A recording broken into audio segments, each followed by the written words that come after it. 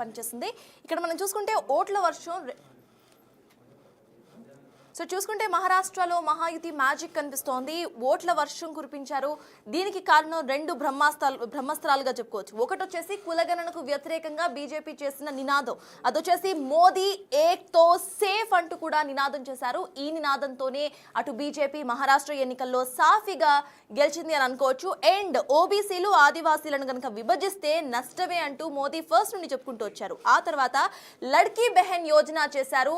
ప్రతి ఒక్క అర్హురాలైన యువతులకి 2100 రూపాయలు ప్రతి నెల కూడా ఇస్తామంటూ కూడా వాళ్ళు చెప్పారు. సో వీటితోనే ఇక్కడ బీజేపీ కూటమి లీడింగ్ లో ఉన్నట్టుగా మనం అనుకోవచ్చు. ఇక దీనికి సంబంధించిన పూర్తి డీటెయిల్స్ మా కొలీగ్ సయ్యద్ అందిస్తారు. అయితే మహారాష్ట్రలో ప్రజెంట్ అసెంబ్లీ ఎలక్షన్స్ జరుగుతున్నాయి. సో ఈ సందర్భంలో మనం చూసుకుంటే మహాయుతి పార్టీ కంప్లీట్గా వన్ సైడ్గా ఎలక్షన్ తీసుకెళ్ళింది. దీనికి సంబంధించిన ఫలితాలు కూడా ఇప్పుడు మనం క్లియర్గా చూసుకుంటే ఆల్మోస్ట్ డబుల్ సెంచరీ మార్క్ని క్రాస్ చేసింది. మరోవైపు మహావికాస్ అఘాడీ అయితే 50 సీట్ల వరకే పరిమితమై, అంటే అంతవరకే లీడింగ్ మార్క్ చూపిస్తుంది. బట్ మహాయుతి 200 మార్క్ని క్రాస్ చేసింది. అయితే ఒకసారి మనం ఎలక్షన్ కమిషన్ అఫీషియల్ వెబ్సైట్లోకి వెళ్దాం. వెళ్ళి అక్కడ ప్రాంతాల వారీగా ఏ పార్టీ ఎన్ని సీట్లు గెలిచింది అనేది చాలా క్లియర్గా తెలుసుకుందాం. ప్రజెంట్ ఇప్పుడు మనం ఈ డెస్క్టాప్ మీద మీరు చూసుకుంటే ఇది election commission official website. So ఈ ఎలక్షన్ కమిషన్ ఆఫీషియల్ వెబ్సైట్లో మనం ప్రాంతాల వారీగా ఏ పార్టీ ఎన్ని సీట్లు గెలిచింది అని చెప్పి చాలా క్లియర్గా చూద్దాం. అయితే మహారాష్ట్రలో మొత్తం 6 ప్రాంతాలు ఉన్నాయి. అందులో ఈ 6 ప్రాంతాలు డిఫరెంట్ జోన్స్గా డివైడ్ అయి ఉన్నాయి. అందులో ఒకటి విదర్భ ఉంది, అలానే ఉత్తర మహారాష్ట్ర ఉంది, పశ్చిమ మహారాష్ట్ర ఉంది, ఆ తర్వాత మరాఠవాడ ఉంది, ఈ పై ప్రాంతం వచ్చేసి ముంబై, ఆ తర్వాత ఇక్కడ కింద కొంకణ్.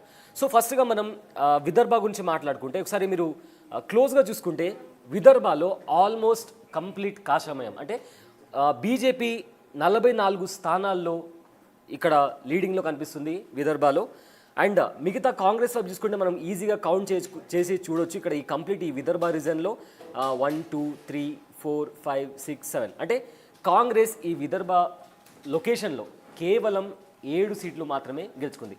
మరోవైపు మనం చూసుకుంటే ఈ ఆరెంజ్ కలర్ ఏదైతే కనిపిస్తుందో అది బీజేపీ లీడింగ్లో ఉన్న ఏరియాస్. కంప్లీట్గా అక్కడ విదర్భలో 62 క్యాండిడేట్స్ నిలబడితే, అంటే 62 స్థానాలకు పోటీ చేస్తే అన్ని పార్టీలు కలిపి ఒక బీజేపీ మాత్రమే 44 స్థానాల్లో లీడింగ్లో ఉంది.